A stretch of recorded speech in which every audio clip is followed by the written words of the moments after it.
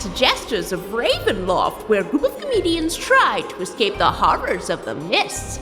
Just minutes before the troupe met the troll, Dell and the Dr. Deputy had found themselves face to face with the ghost of Angelina, who was desperate for a divorce from her also deceased husband, Ted. Dell misled Ted into willingly running away from them and towards the Gravewalker. Then they came upon the ongoing battle. Dell quickly dispatched of the troll, and they caught up with the rest of Wet Change.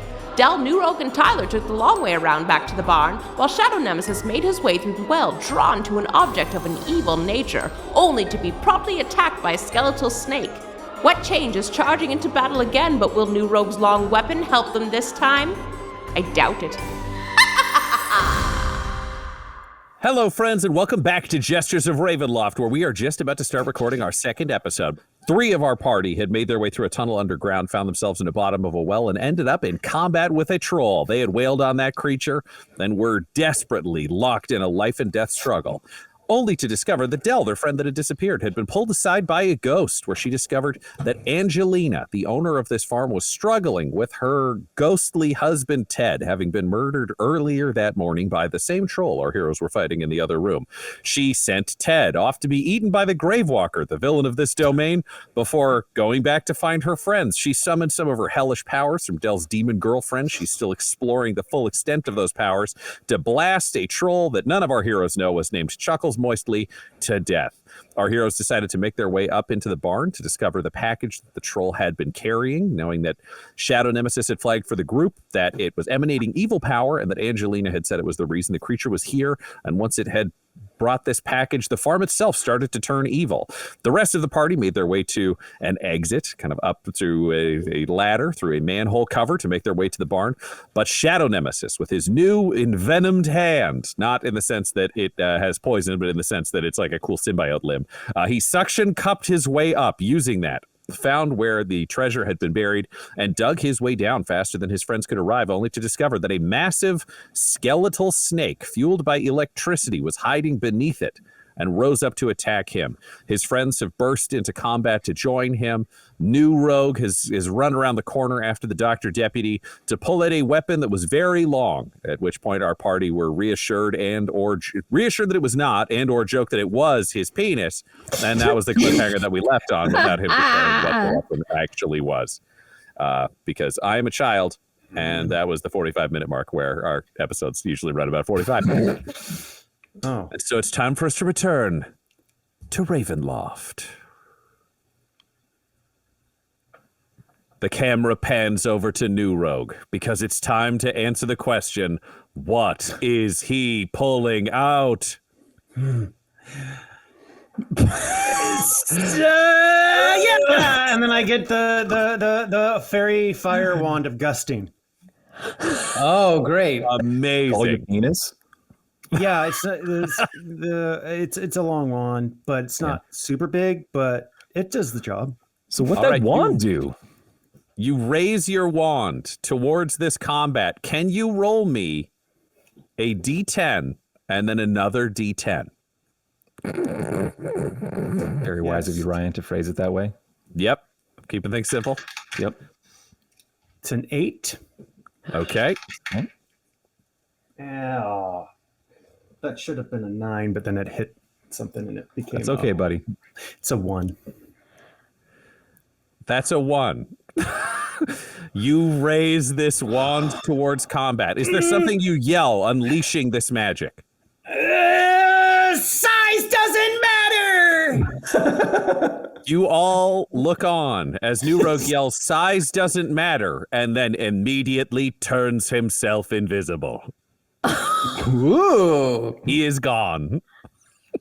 Hello? Wand cast invisibility on you. You can be seen by absolutely no one. You are standing inside this barn about 15 feet from the combat, now unable to be seen. You can't see your hands. You can't see your feet. You can't see the wand. You have visually disappeared, though you are still very much in place and solid. I can't see myself? Nope. When you look down, you're invisible. Ah! Ah! Ah! So he's gone, and we just hear screaming. Yeah. Cool. What's happening? Help! What the fuck does this snake do to people? Well, Del, New Rogue has run into the room, yelled, "Size doesn't matter," disappeared, and now you can just hear him screaming uncontrollably. The giant snake charged with lightning is climbing up out of a hole over the ground, while Dr. Deputy constantly misses its stabbing with his sword. And you see Shadow Nemesis, who is being electrified and is shaking, holding up his blue hand in the form of opera glasses with no lenses in it, looking at the snake. What do you do, Del? I'm looking over at the snake, and I'm just, what the you shitty snake! How dare you turn my friend invisible? You suck balls and cast vicious mockery on the snake. You shitty snake. How does that work? Yeah. It needs to make a wisdom saving throw. Okay. That is an 18. Oh, shit, nothing happens. Snake don't kill. All right, man. we're just adding more cacophonies of sound to this situation. And then yeah. Then what do you want to do? That was just an action. Yeah, I want to use my bonus action to cast give bardic inspiration to Shadow Nemesis. Where I'm like, I don't know, Shadow Nemesis attack a Shadow Nemesis. You got it. Do a big attack. Great, you yell that. Do you want to do anything with your movement? No, I'm staying here. I'm scared. All right, so Tyler, you see Shadow Nemesis being electrocuted, Dr. Deputy missing, New Rogue raised a wand, turned invisible, and is now screaming constantly at the top of his lungs. And Del yelled insults at a snake and support at Shadow Nemesis. Also seems to be standing in place just outside the barn door, looking around it, yelling at the top of her lungs. What do you do? Oh, I just, wow. Out of game, I need to flag for everyone how spectacular it is to have heard Del say, I think for the first time, that anything sucks balls. I don't think I've ever heard her use that phrase, but tremendous, phenomenal. This is 10 out of 10. Ravenloft brought it out of her. Yeah. I will, I'll go into another Blade Song trance. So that's 2 out of the 3 that are currently available to me, used up. I'll unsling the sword from off my back, my great sword, and I'll run in and try to cast a booming blade attack on this skeletal snake creature. Great, let's go for it. Oh, we're doing great, folks. Is it a magic? Is it a spell attack or a weapon attack with booming blade? Make a melee attack with a weapon. So with a 6 on the die, plus 5 for 11, I assume I also miss. I would say normally you would, but you will have advantage because you are dashing to combat where both Dr. Deputy, Deputy is also engaged. So if you flank opposite Dr. Deputy, which I think you naturally would, roll with advantage. Okay, thank you. Can we beat a 6? We can, baby. Here we go, because that's an 8. So 13 to hit. Womp womp. You come in, and it is shocking for you, Del, looking into this room while you keep yelling, to watch Dr. Deputy stab and miss the snake, followed by Tyler stabbing and missing the snake. No one is able to get this skeletal body as they are trying to attack. The booming blade, Tyler, that only applies if it hits, correct? Yeah. So it's nothing. It's a cantrip. Free to move. Nothing, yeah. And it is just going to rear back and try to bite you, Tyler, as the new threat that has come in, swinging and vibrating with magic, because Shadow Nemesis, it just seems harmless, and the Dr. Deputy is tiny. So it Currently, lashes. 21 is the AC to beat. All right, it snaps down, opening its jaws, and you can see venom glistening on its fangs as it lashes out at you. That is a nat 20 to hit. Every time, it seems. Someone's got a little nat 20 for Tyler. Wow. All righty. So it will do.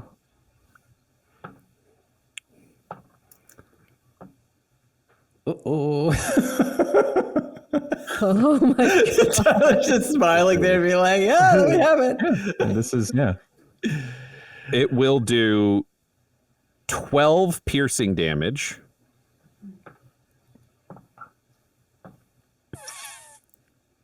And 11 poison damage. Okay, and that's the crit amount of damage. Like you rolled double of everything. I didn't roll double the poison. Just a second. Yeah, there we go. Oh no! Don't. Add another 6 to the poison damage. Okay, so that would put my health at -12. And I drop. So fangs punch deeply into Tyler's torso. Blood sprays over Shadow Nemesis and Dr. Deputy as Tyler falls to the ground, unconscious, bleeding, and you can see frothing poison in the wounds begin from the wounds themselves and trickling out the corner of his mouth as he begins to shake on the ground. Yikes. Shadow Nemesis. Oh, man. Okay. Well, first... You got your opera glasses. Well, yeah, they turn into windshield wipers, and because they get all the blood of Tyler off my face, so it's like, ew, ew. Now, if I were to make like a hand out of my fun hand, does it have to have 3 fingers, or can it have like 5 fingers, or however? What do you want to do with it? Okay, so there's this Masters of the Universe character called Fisto, and he has like a really big fist. That's just what he's known for. He has a big fist. So I kind of want just to have my hand be like Fisto's hand. And it's not like a huge, like dumb hand. It's like, like a bigger hand. I understand this hand has limits. So I just want to And what do you want to do with the hand? Well, right now I just want it to be a hand. If I just want the hand to look cool. I just want it to look like Fisto's hand right now. Okay, your hand looks like a Priorities. What do you want to do in combat? Right. Okay. I just want to know if I can turn into Fisto. Okay. So it's Fisto's hand. I guess I'll. Okay, so can I look? I know the snake popped up out of from underneath, like whatever the blanket was that was covering it. Do I see like whatever this like evil thing is, or is the snake covering it, or? The snake has coiled around it and has risen up over it, but this package is in kind of at the bottom of the coil that's supporting it upwards. You can see that this wrapped package is just at the base of this snake. Okay. So it's not perfectly covered, but it's there. Okay, and it's grabbing it pretty tight. Okay, so I will say you have Fisto's fist, but with 4 fingers. I actually had to go look at an action figure to know exactly what we were talking about, but I'm going to establish that you have 4 fingers. All right. I'll be like Longshot. Longshot has 4 fingers. Like a big Longshot Fisto hand. Okay. Look up Longshot, kids. Tell me what you're doing. Well, okay, that's a whole other thing. Okay, so I think I'll just look at the snake, and I'll say my tried and true catchphrase. I'll be like, getting mad now, and then I'll grow 5 feet to rage again, and I get 2 attacks. So I'm gonna get my axe, and I just want to chop, just like do 2 chops. Great, go for it. You will have advantage because the Dr. Deputy is still up and fighting alongside you. He may not be effective, but he sure is distracting. Oh, okay. So each attack has advantage. Correct. Oh, all right. Okay. So let's see. All right. Attack number 1. Okay. So, oh wow. All right. So that's 22. That will hit. Sweet. Okay. Then I guess I'll roll damage. So that's 1d8 plus 4. You are? Yeah. So, boink. You are 10. All righty. You strike a mighty blow, shattering some of the bones in the internal parts of the snake's spine. You can see it shorten slightly as they crunch, but still managing to maintain its form. You are doing damage to the core of it, though, no question. Okay. So I think my next attack, I kind of want to focus on the coiled part to see if I can expose the thing that it's protecting. So I will attack that. Okay, that is 15 to hit. 15 to hit will hit. Oh, roll your damage. Okay, d8 plus 4, which is 6. 6. All right. You are continuing to chip away at this giant bone snake, hacking into the bottom of it, shattering more bones. It is still powerful. It is still in place. But if you were in future to try to reach in and grab something, there's a possibility you could take it from this monster. Okay. Oh, and I have Bardic Inspiration. Is that right? Does that do something? That would help you if you needed to add an additional number to a roll or an attack, but they all hit. So you're good. You still get to have it. Oh, okay. All right. I will not be inspired then. I'll save that inspiration. Yay. Yeah.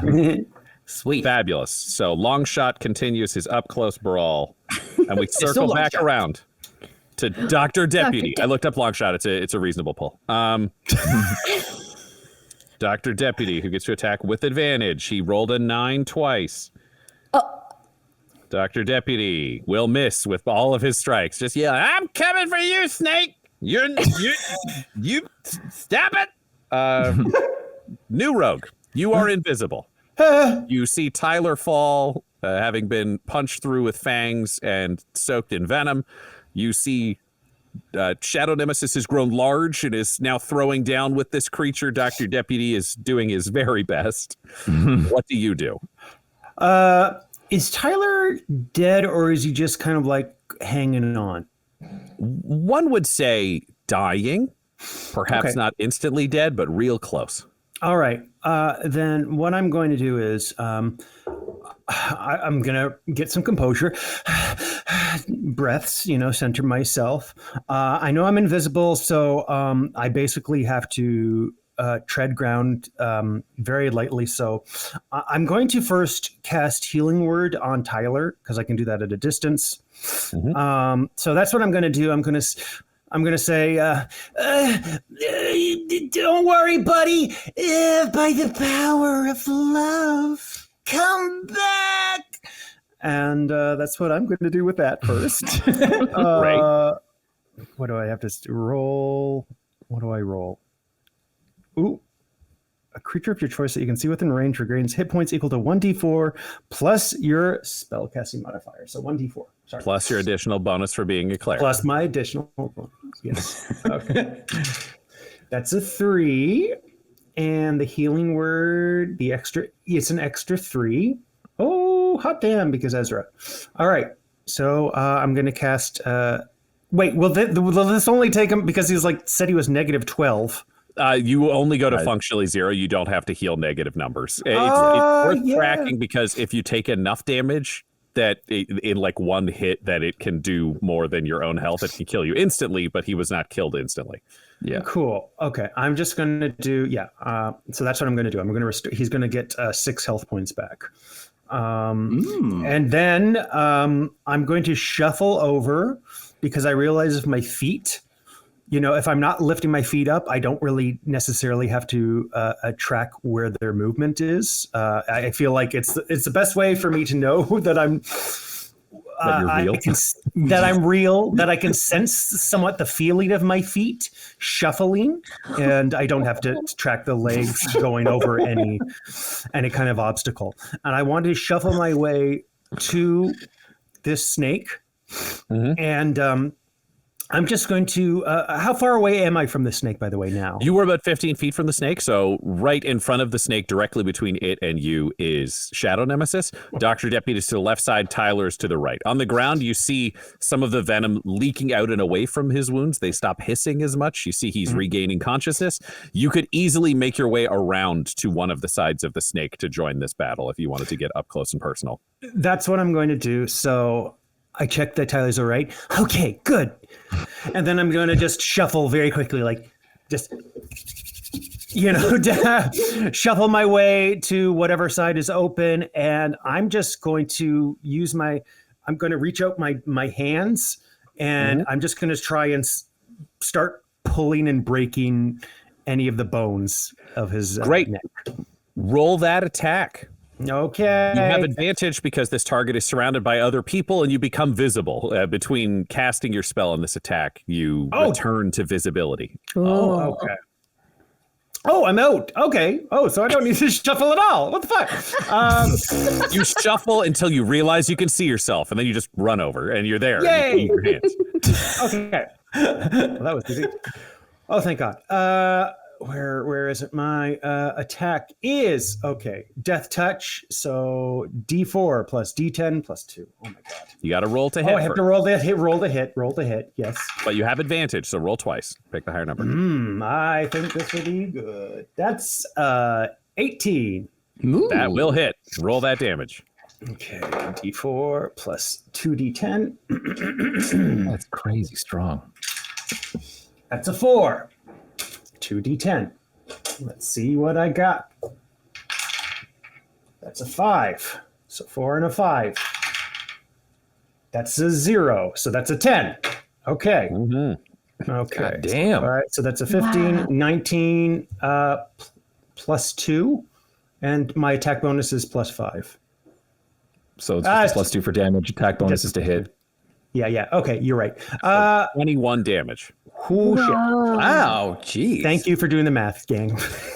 You tear into the center of this snake, and you find your hands dealing this horrific damage to this skeletal beast as you begin pulling out bones, hurling them aside, crushing other bones as you work your way in, just beginning to tear this thing apart from the inside. It is still fighting. It is screeching as electricity sparks out of its eyes as it tries to stay over this bag. You realize it is heavily damaged, but it is not out. Del, the big question is, what are you going to do? And we will find out right after this commercial break. Oh, jeez. Del, you are staring at this battle as it unfolds, leaning around the open door to this barn. What do you do? I'm going to finally run in. I'm going to run towards, not completely into close combat, but near it, close to the side where the box or whatever is covered up. So close to where Adam is. Right. And as I run up, I twitch a little bit and my eyes go white, and through grimace teeth, mist comes out, and I cast Dissonant Whispers as ghosts attack the snake. But I only have Werner and Angelina, so they are just like spooky ghost versions screaming and attacking the snake. I was going to say, you have Werner and Angelina and some of the other ghosts that, as you glance at them, Del, can you roll me an Arcana? Sure. I would say advantage. You're using your general ghost magic here, and you're pretty in tune. Okay, that is a fifth. No, I can do math. 17. 17. You can't make out specifically who they are, but you are realizing there are a couple of other ghosts that are also participating in this. And as you catch flashes of them, you can't recognize them, but you realize there are ghosts that followed you between realms. There are ghosts that have been following you from domain to domain. So you have brought some ghosts with you. Okay, so yes, it's more than just Werner, but it's my hangers on. Correct. You are not seeing a lot of natural ghosts in this area. They all begin to haunt and pull at this snake. So what does that mean mechanically again? I'm rolling it at second level, but the snake must again make a wisdom saving throw. Hopefully it won't be as good. The snake rolls a nat 20. God damn. Snake is good. Well, that's why I rolled it at second level, because it will still take half damage. So I'm rolling 4d6 and it will take half damage. Nice. But it doesn't have to run away, which unfortunately would have been helpful. Yeah. 18 damage. 18 half damage. of that. That'll get cut in half to 9. Yep. Hey. There you go. Great.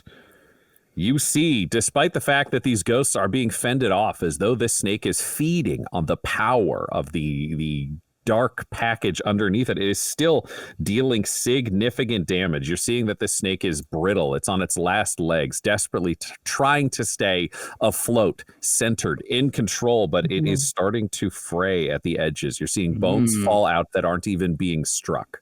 It is beginning to reach the end.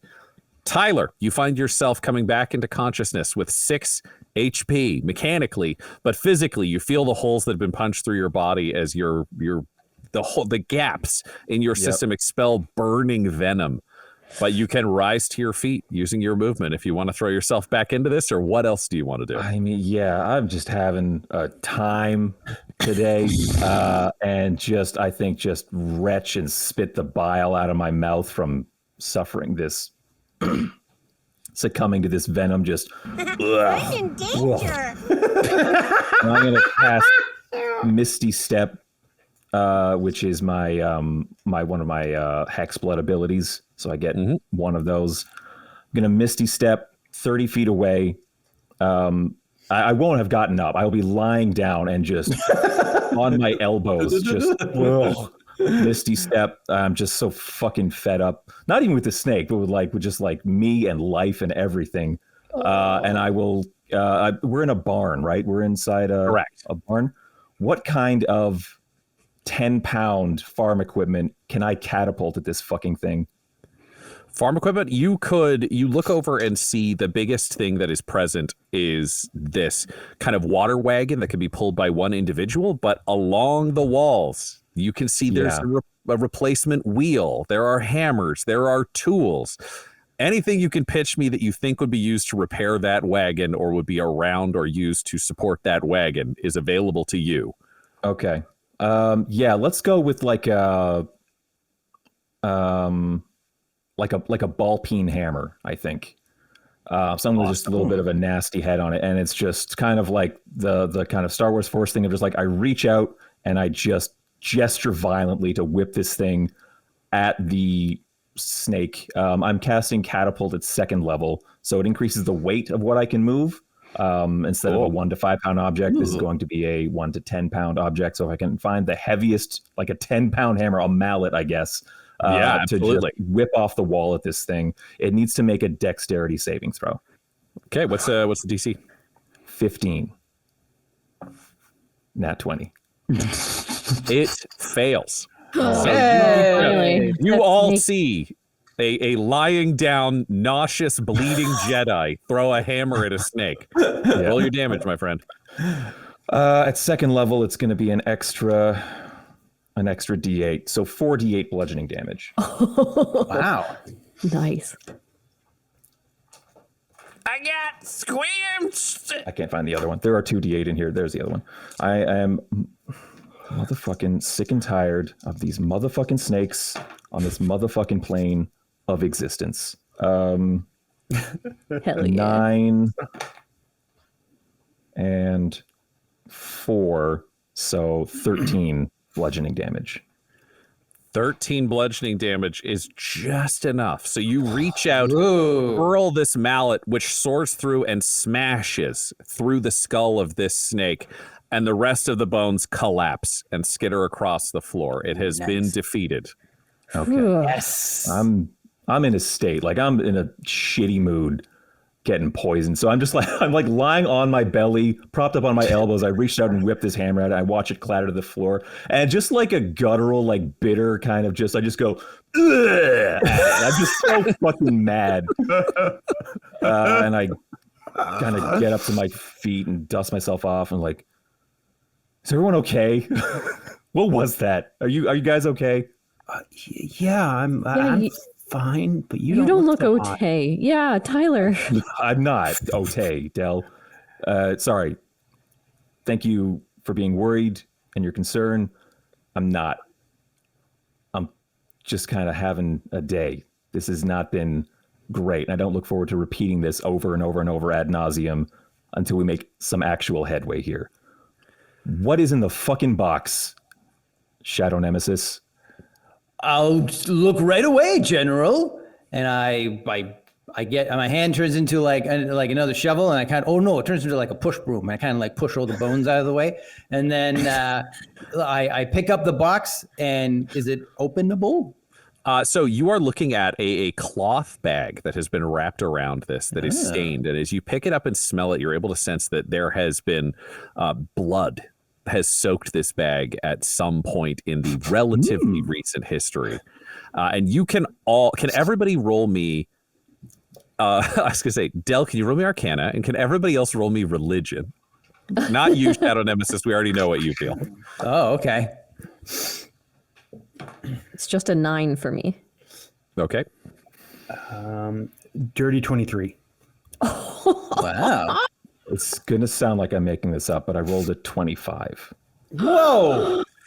Okay. God lover over here. +7, I guess. I mean, when you got the direct line to someone else's god, it makes it makes religion easier, even though you don't really care about him. Wow. Yep. What the fuck? Del, you can feel that there is some vague menace coming off of this package that is in Shadow Nemesis's hands, but you are also feeling a strange, almost magical kinship, something that's aligning you with it, like hearing a tuning fork and hearing that sound just harmonize with another sound that is in sync. Yeah. And you're realizing as you look down at this snake skeleton, it's feeling strangely resonant to you. You could roll again for an Arcana if you want to try to figure this out, or you don't need to worry about it. It's up to you. Yeah, no, now I'm intrigued by that. I'm distracted since they're all looking at this box thing. I'm distracted by this snake resonance. Oh, wow. Okay. I rolled an @1, which means ghost things are going to happen to me. Let's find out what they are. Okay. So let's see. I rolled a 2. So I am deafened by ghost voices. Ghost voices just happening at me and I can't hear for a minute. You are deafened. You normally hear a lot of voices, but for the first time, you are hearing a single animalistic sound. There is no interpretation on this. As you touch like these bones that are brushed away by the very small, no larger than a hand scale brush being used by Shadow Nemesis, one of these bones hits your boot as you are reaching out with this magic, and you just hear hissing and slithering in your head. You are deafened by these snake sounds being made at you. It just absolutely hits you tremendously hard. You will not be able to actively participate in this scene because of what is happening here. But I will say you do recognize this hissing sound as one that you have advised others to make, a story that has been passed on. Because this snake was one of the first things to die this morning. Which was why when you heard the story over and over again, the snake was the first available ghost to tell its tale. Oh, so this isn't naturally occurring skeleton snake. This was a giant snake that died. This was just a snake that became giant evil snake, like the scarecrows became evil scarecrows. Oh. So you gained slightly larger knowledge of this farm, but perhaps not other implications. No. Those implications are picked up by Tyler and New Rogue, who realize just as Shadow Nemesis is about to unwrap this package, that waves of massive power and menace and evil are coming out of this package, and that it is something so unholy and so dangerous that if a good person touches it, it could kill them where they stand. We'll take a quick commercial break right there. Ooh. Oh my God.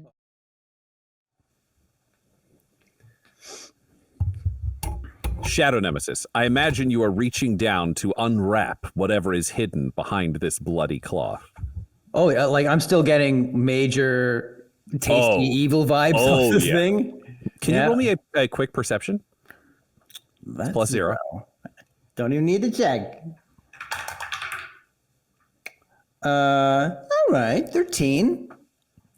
13. You are realizing the blood soaking this package makes it feel like it must have come from an evil source originally and like it must be there. But there are some very strange edge pieces, some corners. It's a fine silk, and at the corners you can see that it was originally a lighter color, and there's some gold filigree that's been covered in blood. Your guess is that this was not the original package for something this evil. This may have been something attempting to contain the evil, something good, something white, something bright, something hopeful that has been poured over with blood and reclaimed for the darkness in some mysterious way. So there's like a good thing covered with a bad thing. There's a bad thing in the middle, and it seems like they tried to wrap good around it. But whatever happened to that good thing seems to have ended in a lot of blood. Okay, so like Oreo, like filling bad, cookies good. Yes. Okay. Yeah. And then a glaze of blood. A turducken of malice, if you will. Okay. All right. Absolutely. So you begin to open the turducken of malice, peeling back the top of it, and what you see, Shadow Nemesis, is a massive amulet on a black chain. It looks dark and evil. It is a metal that is approaching onyx. It's not a burnished steel. It's a metal that is so close to black that it seems almost unnatural, as though it can cast a shadow on reality itself. Ooh. And at the center of this large kind of orb amulet, we're talking the Eye of Agamotto sized from Doctor Strange, or the size of a human fist. Not a long shot or a fisto fist, but a regular human fist. Okay. There is a screaming demon's head. Its fangs open wide, curling horns back and wrapping around. And you can see the demonic hands, the claws of this demon reaching around the talisman as though pulling it back, pulling the head through with its open fanged mouth. The pentagram behind it has been burnished. There are small green gems that glow with an absolutely delicious to you, but horrifying menace. The eyes of this amulet smoke a subtle green, and in the center of its mouth is a gem. You do not recognize the world that it is showing. You do not recognize. Parts of it are covered in smoke, cloud, otherwise, but you can see a gem of just a twisted, green, putrid, evil world in this demon's mouth. Oh, wow. And you can sense that it is just crying out to be worn and to be used. Well, Tyler, you sold me on a while back. I want to put this on. You had me at amulet. Yeah, but there are amulet. But there are two other people who are very close to watching. I mean, technically three. The Dr. Deputy is also deeply fascinated. Yeah. So I will say, because we are not in a traditional initiative order, this is just a scene where the magical item has been revealed. New Rogue and Tyler, you are seeing the same amulet, only to you, everything about it seems horrifying. There is none of the attraction to power that Shadow Nemesis is feeling. For you guys, this just seems deeply, for you, New Rogue, unholy. This is an unholy, evil thing, and you can feel it in your bones as it is revealed. It is almost opening it up to the room would be the same as feeling the opposite of the sun as the light is cast out on the reality around it. You just feel the darkness and the evil of this cross over you. Tyler, it doesn't feel unholy to you because you don't think in the same religious terms. It feels deeply wrong and scary and bad. And you told me earlier that I got the sense that only an evil person could touch it without correct. An inherently good person would perish. This is something that will do harm to good things. So there's a quick battle of like, maybe Shadow Nemesis is like right for him, but at his core, Jesters Tyler and real Tyler believes that like Adam is still in there. Like he's a facet of this more complicated, complex being that is Shadow Nemesis, Crispy Chris, Shaddam, Adam, they're all in there. And so even though I know that he might be able to wield it, I think it's too much of a risk. And I'll say, don't touch it. Go.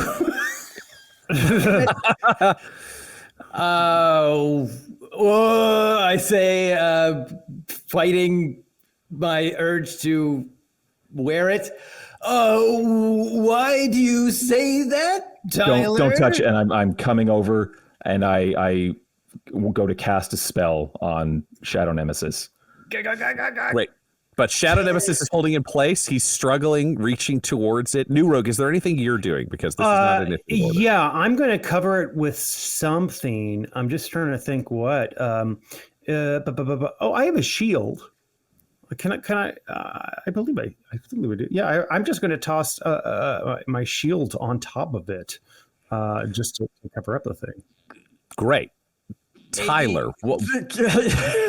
I was going to say, Tyler, do you cast your spell immediately, not knowing what Shadow Nemesis is going to do, or are you waiting? No, I would go to cast it immediately, but I have to cross a threshold. I have to walk over to him. I can imagine you guys would have been close, so we can kind of let this happen all at once. So Shadow Nemesis is trying to talk you into changing your mind while struggling. You go to cast the spell, and New Rogue throws his shield across and over the amulet to disguise it. What are you casting, Tyler? I'm casting Protection from Evil and Good on my friend Shadow Nemesis. No! Great. How does that work? What does that look like? Well, this might not work because he said no. Until the spell ends, one willing creature that you touch is protected against certain types of creatures, aberrations, celestials, elementals, fae, patrons, and undead.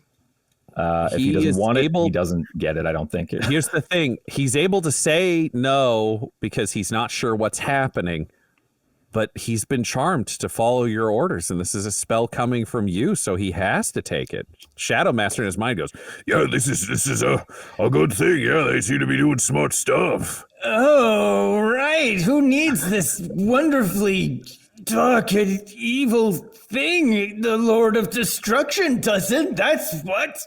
I'll put it back in this bag. And I put it in the bag. I'll keep the bag, though, Tyler, for safekeeping. I don't think that's such a good idea, and I see you struggling. Like, put it down, drop the thing. Like, oh, great idea! Here you go. I don't want it. Like, just drop it. I don't want to touch it. But one of us should have it. I'll do it for you. If we you need to want. Figure out what it is. It's dangerous, though, Shadow Nemesis. But it's not. It's something beautiful. It's full of colors I've never seen before and feelings that I want. If you could just give it to me, then I could use it. I know I could use it to help you. Shadow Nemesis, an evil of this magnitude is very endearing to corrupted minds such as your own. You must do everything in your power to refuse yourself from accepting it into your heart. And the mists swirl up around you, New Rogue, giving you a pop culture reference to help you convince Shadow Nemesis. I mean, it's Lord of the Rings, dude. It's just, that's all it is. Very much like Lord of the Rings. It's the rings. Yeah, I don't know. I can't.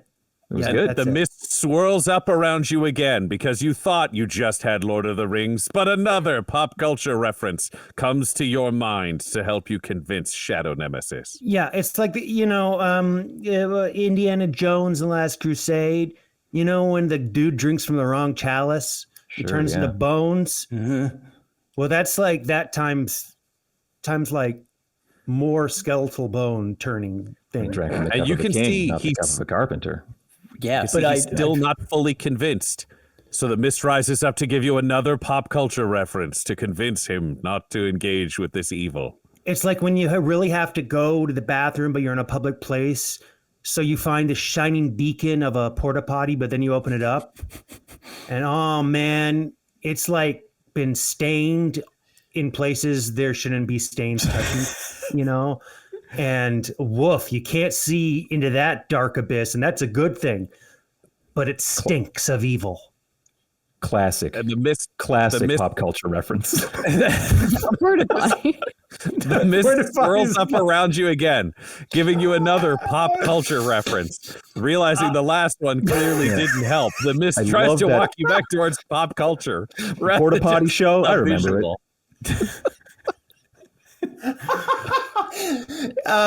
It's like that movie, the Garbage Pail Kids. It's terrible. P.U. The mist swirls up around you again, giving you another pop culture reference to help you convince him. Even worse than that, it's a musical sequence that's inside of the Garbage Pail Kids movie, where they realize, this is a PG movie, but like it's really pushing the bounds of good taste. And just on that on its own, it would be at least a PG-13. So then they have to add some crappy little like song about how they're getting stuff done by working together. And, you think that's good, but then it goes back to being the Garbage Pail Kids for the 50 minutes more left in that movie. And it's terrible. You don't want that. And the mist swirls up around you, knowing that he needs more, giving you another pop culture reference. Oh, chat. Oh God. It's like when Cartman, tries to steal all that pirate gold and he shoves it up his butt. That expanded him to such a degree that what he wanted so much ended up hurting him so much. And then he shit out gold.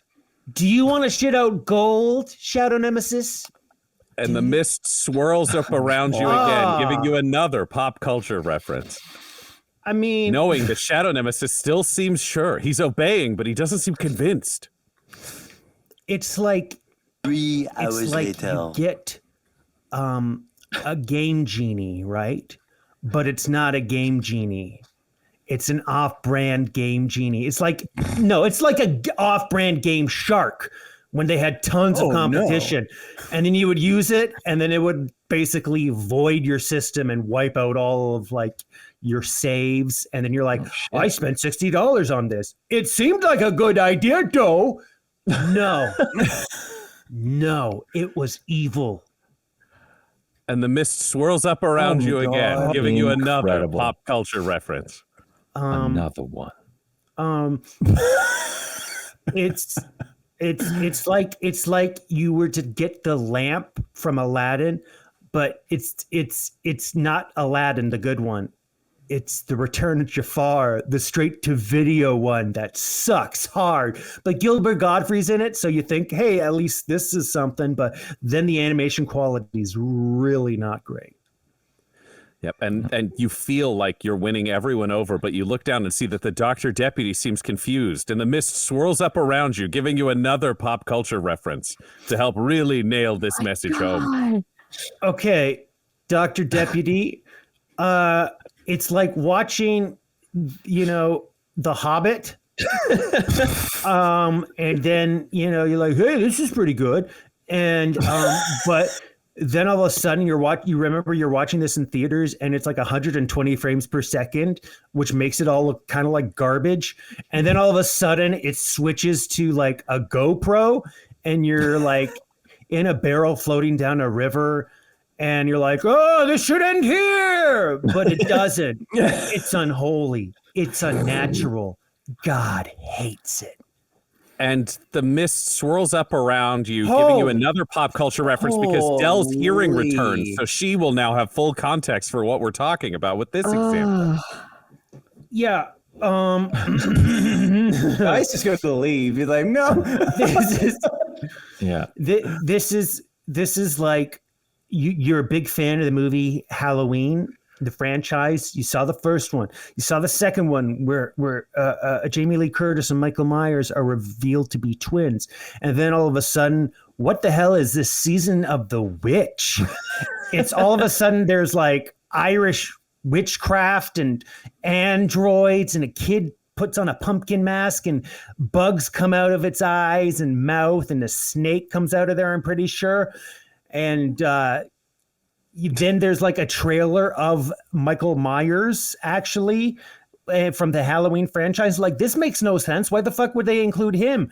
This is a callback. I don't understand. And then you realize you're watching this back in like the 90s because you were too young to really see any of this stuff in theaters, right? So for all you knew, no, Michael Myers is going to be the star in all of these. So now you're like really confounded because like, wait, what? But he's in a movie. What the fuck is going on here? And then you realize you spent like $6 on this because it's a rental market and you actually have to go to a brick and mortar store, but you're really far away from that place because you live up like on the escarpment and the video place is all the way down the hill.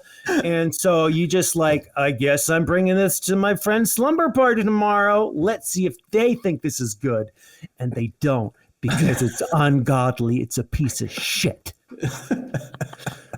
And Shadow Nemesis, you hear all of this. Tyler, you hear this explanation. Dell, you realize through this explanation that this item must be tremendously evil, that has been rewrapped but still sits in Shadow Nemesis's hand. And normally, these waves of menace and malice could have allowed you to break through this charm, Shadow Nemesis. Normally you would have already done it because there is so much power to be had here, but this explanation was so convincing, so mist-fueled.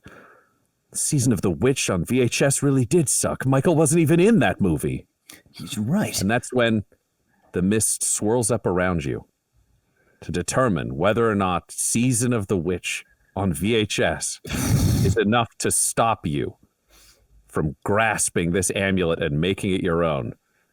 Can you roll me a d6, and we will find out the result next episode. That's the end of this episode, listener, but next week you could become a watcher and affect the Jester's adventures by joining our Twitch stream, which happens every Wednesday night. If you join our Twitch chat, you can give the cast magical items, name NPCs, and decide the events that shape Ravenloft. So, catch up on the story, follow Dum Dum Dice on Twitch, and join our weekly stream right away. Jesters of Ravenloft features the voices of players Tyler Hewitt, Del Borovic, Guy Bradford, and Adam McNamara, alongside Dungeon Master Ryan LaPlante. This episode was edited and mixed by Laura Hamstra, and Jesters of Ravenloft's artwork was created by Del Borovic at delborovic.com. That's DELBOROVIC. Our theme song is Dark Mysterious Halloween Night by Sound Gallery by Dimitri Taras. And our ad breaks use the tracks No Control and Chiefs by Jazzar, JAHZZAR, whose music is available at freemusicarchive.org. For all things Dum-Dums and Dice, including merchandise and how to join our Patreon, you can visit dumdumdice.com or find us on social media at dumdumdice. That's DUMBDUMBDICE. Now get out of here before the mist gets you too!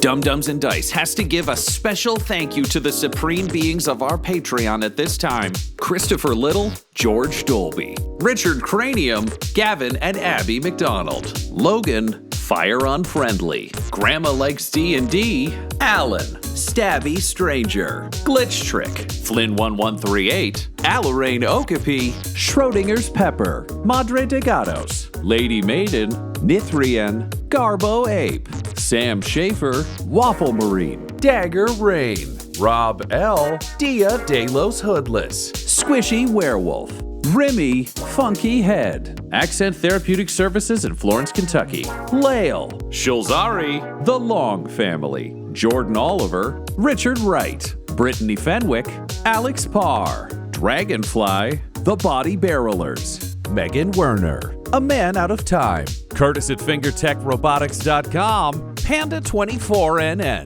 Shendra D, Your Homeboy Bones, The Gator Family, Ellis Hatch, Odigenous, Beef Not Cheese, Kai Koa, Squire Solaire, Sandy Sassy Pants, Adam, and Jill and Noel LaPlante. If you want your name to be added to this list, you can join our Patreon too at patreon.com/dumdumdice. Thanks to them, and a little bit of thanks to you.